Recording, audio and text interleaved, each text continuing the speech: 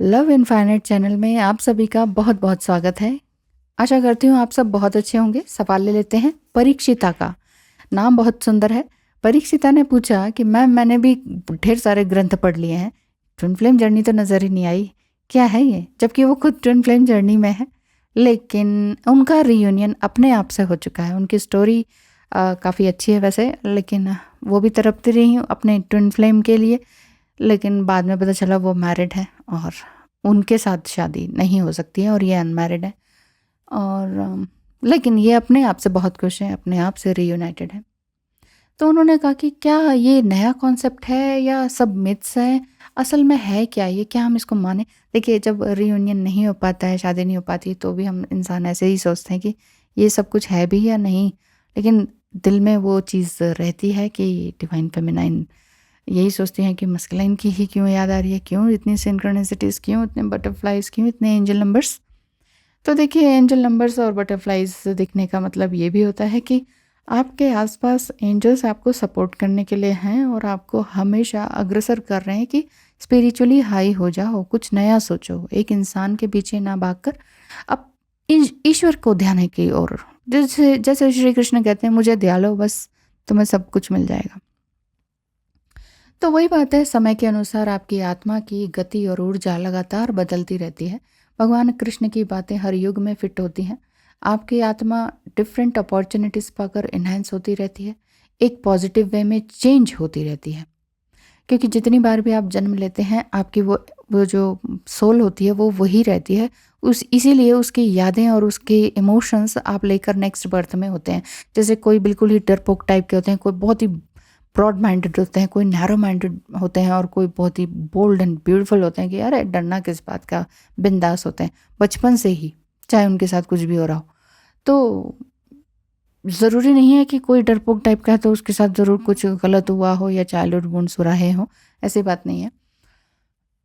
होता है, नेचर होता है, वो सोल का ही होता है। पास्ट लाइफ के कर्मास भी होते हैं, ये भी उसका भी फ़र्क और इफ़ेक्ट पड़ता है आत्मा पर। जैसे कि मैं पास्ट लाइफ के बारे में भी बताती हूँ एंड देन उसी के साथ साथ आपका सोल पर्पस बताती हूँ। आपकी सोल वही होती है, आपका जेंडर चेंज हो जाता है, आपकी जाति चेंज हो जाती है, आप नई जगह पर बर्थ लेते हैं, आपका युग चेंज हो जाता है। तो श्री कृष्ण के टाइम में भी आप थे और इस जन्म में भी आप हैं। तो भगवान श्री कृष्ण भी यही सब कहते हैं कि मैं आत्मा हूँ, अजर अमर हूँ। ठीक है, आत्मा अजर अमर है, ये बिल्कुल सही बात है, सत्य बात है। इसको बिल्कुल भी ठुकराया नहीं जा सकता, झुटलाया नहीं जा सकता। यदि आपने ट्विन फ्लेम जर्नी एक्सपीरियंस किया है तो इस बात को आप समझ सकते हैं कि हाँ, आत्मा अजर अमर है, जुटलाया नहीं जा सकता। हाँ, ये कहते हैं कि काटा नहीं जा सकता, तो ये क्या कॉन्सेप्ट है? लेकिन फिर भी जो जिस आत्मा पर बहुत ज़्यादा अति बोझ होता है ना, मान लीजिए पिछले जन्म में आप सोलमेट थे, लेकिन फिर भी एक आत्मा पर कुछ ज़्यादा ही कार्मिक बोझ था, तो उस आत्मा के दो हिस्से हो जाते हैं, वो मोनैड से निकलते हैं। ये इस पर भी मैंने बहुत वीडियोस बनाई हुई हैं। एक ही वीडियो पे सब कुछ मिक्स करूँगी तो फिर आप कहेंगे पता नहीं क्या बोल रही है। तो ये असल में फैक्ट है, इसको इतना ज़्यादा नहीं बोला जाता है, ना ही ज्योतिषियों के थ्रू पहले ही बता दिया जाता है। मान लीजिए आप अनमैरिड हैं और बोले नहीं आप तो शिव शक्ति योग में हैं, आपका तो कोई और है, या आपकी तो कॉस्मिक मैरिज हो चुकी है, कैसे आप फिर दूसरे शादी के लिए आप मतलब इस जन्म की 3D लेवल की शादी के लिए रेडी होंगे? ज्योतिष पंडित अगर आपको ये कहते हैं आपका जो शिव है, जो आपका डिवाइन मैस्कुलाइन है, वो तो ऑलरेडी मैरिड और बच्चे वाले हैं, तब आप कहेंगे हो ये क्या हो गया? तो इसी वजह से ये इस चीज़ को खोला नहीं जाता है, बताया नहीं जाता है, ताकि इंसान अपनी लाइफ को थोड़ा बहुत एक नॉर्मल वे में जीता रहे। यही बात है और कुछ भी नहीं है। आपकी आत्मा की चेतना अलग अलग प्रकार से जो बदलती रहती है ना, उसी से फ़र्क पड़ता है। क्योंकि मेटाफिजिक्स में भी यही है कि फ्रीक्वेंसी दूसरी फ्रीक्वेंसी को अट्रैक्ट करती है। एक फ्रीक्वेंसी है ना, दूसरी फ्रीक्वेंसी को अट्रैक्ट करती है, तो इसे हिंदी में अनुनाद कहते हैं। इधर से आपने कुछ बोला, उधर से रिएक्शन ज़रूर आएगा। Every action has an reaction. So be aware कि आप क्या कर रहे हैं, क्या सोच रहे हैं, क्या बोल रहे हैं। आपकी आत्मा इस तरह से है, आप ऐसे समझें कि एटम्स बनते हैं, फिर उनसे molecules, then cells, then tissues, and tissues से ऑर्गन्स, तो इसी तरह से ये बढ़ते चले जाते हैं। ऐसी ही आपकी आत्मा है, हर युग में जन्म लेती है, कुछ नया सीखती है, इवॉल्व होती है, नए स्किल्स सीखती है, नए एक्सपीरियंसेस लेती है आत्मा में।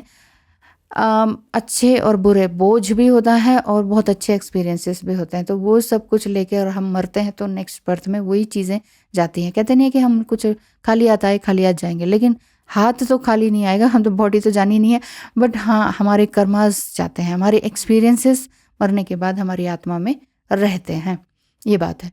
तो twin flame journey spiritual journey है। अर्धनारीश्वर या शिव शक्ति का ही मॉडिफिकेशन ट्विन फ्लेम्स है। ये कॉन्सेप्ट न्यू नहीं है, बल्कि ये आदिकाल सनातन काल से ही है।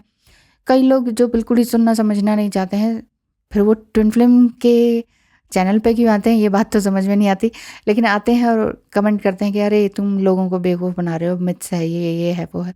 देखिए इतने सारे लोग जो इस ट्विन फ्लेम जर्नी के बारे में बात कर रहे हैं, इनर वर्क सिखा रहे हैं, क्या वो मिथ फैला रहे हैं? ऐसा हो सकता है क्या पढ़े लिखे लोग इन सब चीज़ों को सुन रहे हैं और कोर्सेज कर रहे हैं? क्या वो वाकई इतने बेवकूफ़ हैं कि दूसरों की बातों में आ जा रहे हैं? ऐसा नहीं है। अर्धनारीश्वर शिव शक्ति का मॉडिफिकेशन ही ट्विन फ्लेम से है। ये सनातन काल से है और इस एक्वेरियस एरा में नॉलेज गेन करने के साथ साथ विजडम प्राप्त करने के लिए भी ट्विन फ्लेम जर्नी है। क्योंकि देखिए कलयुग में बहुत ज़्यादा घोर अत्याचार और भ्रष्टाचार और इस तरह की चीज़ें हैं। अति खराब है सब कुछ, हर चीज़ की अति हो रखी है। तो इसमें व्यक्ति को ज्ञान कैसे मिलेगा? वो इस तरह से निकल कर आ रहा है कि ट्विन फ्लेम्स के माध्यम से। और असल में ट्विन फ्लेम अंग्रेज़ों ने अपना नाम दिया, लेकिन सीख के तो वो यहीं से जाते हैं। मेडिटेशन योगा वो सीखने तो यहीं आते हैं, हिमालय में, भारत में। यहीं से जाके वहाँ जाते हैं, वहाँ पर किताबें लिखते हैं, मोटिवेशनल स्पीकर बन जाते हैं, अपनी लाइफ चेंज करते हैं, दूसरों की लाइफ चेंज करते हैं, बुक्स लिखते हैं, बुक्स छापते हैं, अमेजन पे आती है और हम इंडियंस भी उनको पढ़ते हैं। और हम लोगों के ऊपर उत्तरी भारत पर ज़्यादा ही वेस्टर्न साइड का बहुत ज़्यादा इफेक्ट रहता है। क्या खाते हैं, क्या पहनते हैं, कैसे स्टाइल से बोलते हैं और क्या पढ़ रहे हैं आजकल, क्या वो बोल रहे हैं, वो जो बोल रहे हैं वो ही सही है। वो क्यों? क्योंकि हमारे अंदर ये 200-300 साल की जो गुलामी रही ना, उसका फ़ायदा तो कौन क्या उठा रहा है, बट हाँ उसका छाप हमारी आत्मा पर पड़ा रहता है, गुलामी का। तो ये चीज़ है, असल में ये है यहीं का ही कॉन्सेप्ट, क्योंकि जो था शुरू में पृथ्वी पर वो भारत ही था। तो नॉलेज गेन करने के लिए 2022 तो पक्का है ही है। यहाँ पर आपका किसी और से रीयूनियन हो ना हो, अपने आप से तो रीयूनियन पक्का होगा ही होगा।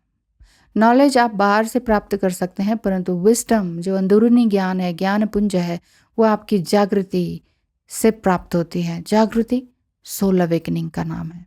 सोल अवेकन हो गई तो फिर पीछे नहीं होगी। कई बार अवेकन होने के बाद हम सोचते हैं रीयूनियन हो गया, देन हम वापस से हम नॉर्मल ज़िंदगी जीना चाहते हैं, बट वो नॉर्मल नहीं है। अब आप नॉर्मल नहीं रहे, सुपर नेचुरल हो गए हैं, एक बहुत ही खूबसूरत आत्मा हो गए हैं, अवेकन सोल हो गए हैं। तो मोनाइड से एक आत्मा जिस पर कार्मिक बोझ बहुत ज़्यादा है, वो स्प्लिट होती है और धरती पर बार बार जन्म लेती है, ताकि एक दूसरे को आध्यात्मिक रूप में डेवलप किया जा सके। स्टार्टिंग में ये जर्नी आपको रोमांटिक एंड सेक्सुअल लग सकती है, but it is beyond that, क्योंकि ट्विन फ्लेम से मिलकर आपकी लाइफ पूरी तरह से चेंज हो जाती है। वियर्ड थिंग्स भी होती हैं, घटती हैं, बट इवेंचुअली आप सेल्फ लव, अनकंडीशनल लव को अच्छी तरह से समझ जाते हैं। यानी ढेर सारे old patterns and old beliefs and expectations and fears को लेट गो करना आपको आ जाता है। और ये सब कुछ करना आपको इसी जर्नी से सीखने को मिल पाता है। देखिए ईश्वर ने भी सबको अवेकन करने के नए नए तरीके खोज रखे हैं। जिसको जब जैसे अवेकन होना है उसी तरह से होता है। कोई बाढ़ से, नेचुरल कैलेमिटीज़ कितनी भी आ जाए, घर टूट गया, कुछ हो गया, कोई कोई ख़त्म हो गया, आपका प्रिय ख़त्म हो गए, दूर हो गए, बिछड़ गए, खो गए, वहाँ से आपकी अवेकनिंग होती है। किसी का कोई पेट ख़त्म हो गया उनके सामने ही, तो वहाँ से उनकी अवेकनिंग होती है। किसी का किसी तरीके से, किसी का किसी तरीके से, किसी के डिवाइन मस्कुलाइन के मिलने से अवेकनिंग होती है, किसी के डिवाइन मस्कुलाइन के धरती से चले जाने के बाद अवेकनिंग होती है। तो ये बात है, अवेकन करने के लिए बहुत सी चीज़ें ईश्वर ने हमारे लिए छोड़ रखी हैं। बस हमें जागरूक रहना चाहिए कि हम कहाँ कब जागृत होते हैं। ठीक है, जब जागो तभी सवेरा वाली बात है। अगर आप जाग गए हैं तो लगातार काम करते रहिए, अपना सेल्फ लव करते रहिए। यानी जितने भी आपके पैटर्न्स थे, पुराने सोच थी, पुराने पर्सपेक्टिव थे, वो सब बदलते जाइए। जब पुलिंग पुशिंग की एनर्जी में आप होते हैं तभी आप ये सारी चीज़ें सीख जाते हैं। यानी कि जब ये सेपरेशन का भी पीरियड आता है, आप उस सेपरेशन को कम करना चाहते हैं, नहीं हो पाता है, तो आपके अंदर से जितनी भी नेगेटिविटी है वो सब बाहर निकलती है। यानी एक छोटे से टाइम पीरियड में आप जो नहीं थे वो बन जाते हैं। वो जो सेपरेशन का पीरियड होता है, छोटा भी हो सकता है, बड़ा भी। अब देखिए, दुःख तो बहुत ही बड़ा लगता है ना, चाहे 1 साल का हो तो ओह माय गॉड क्या हो गया था, ऐसा हो जाता है। सुख चाहे आपने 20 साल मज़े लिए हों, लेकिन 1 साल का दुःख बहुत ही ऐसा फाइनेंशियल क्राइसिस हो गया, इमोशनल क्राइसिस हो गया, ऐसे-ऐसे नाम हम दे देते हैं, बट सीखते हम उसी से ही हैं।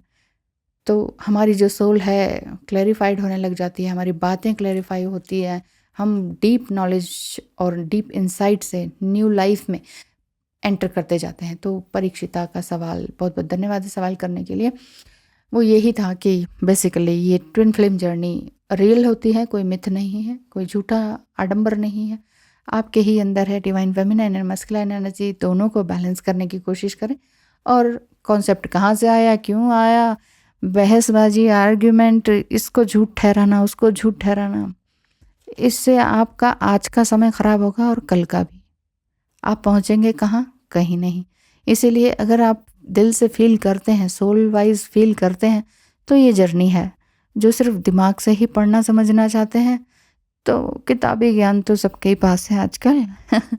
Thank you so much. All the best.